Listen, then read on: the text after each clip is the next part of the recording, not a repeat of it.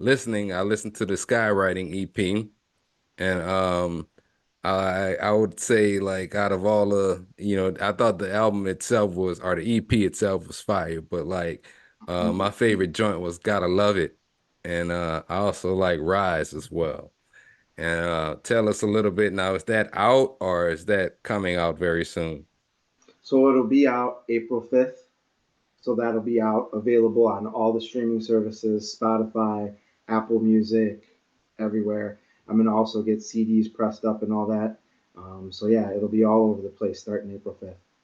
Okay. What's the concept behind the album or behind the EP? Like, well, first, like, is this your first release or, how long have you been creating music? So my first actual album I put out back in '08. It was called High Society. And so then since then I've had some kind of setbacks happen. I was also in a group setting where we were doing a group projects and all that. And so I've only come out with mixtapes since then. And Okay. so that was fun, but now it was time to start working on an actual project. And then what happened was, not to get too personal, but I had some issues with my teeth. I had to get a root canal, and then it led to another root canal, and all the money that I had saved for studio time, recording and all that, buying beats and all that, was ended up given to the dentist. Yeah.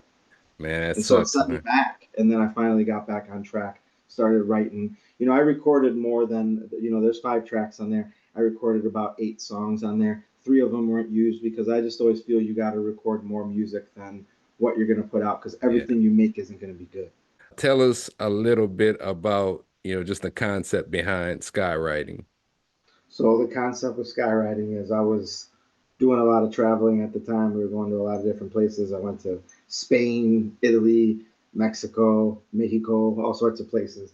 And while I was in the air, I was listening to these beats and I was writing to these beats. And I was like, all right, that's kind of a cool concept.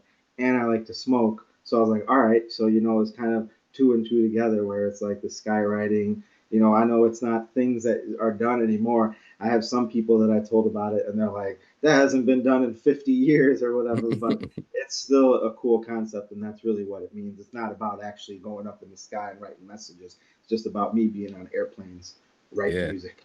I think, when I listen to Gotta Love It and you mentioned you like to smoke, that's why I like that track, I guess. Yeah, that was a lot of fun to make those tracks like that. I've had a lot of success with like the stoner style rapping about weed and Yeah. all that. I've had a lot more success with that. I feel with attributing it to the masses. That's the one songs that I noticed that I'll play those for people and everyone will like them. Other ones, you'll have varying opinions and all that. With those ones, it seems like across the board, people really like it.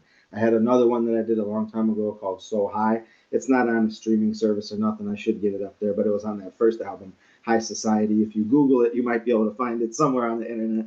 And it was So High, and that was another one that kind of started that whole concept of making those kind of stoner records. And then I was listening to people like Devin the Dude, who's one of my favorite artists, and Dr. Dre and all that. And they all talk about smoking and all that too. And so it's not where I'm trying to like bite their style or anything, because I do feel that there is a difference with the way they would rap about it compared to where I was rapping about it. So I feel like it just kind of is something to add in addition to what they're contributing to the table.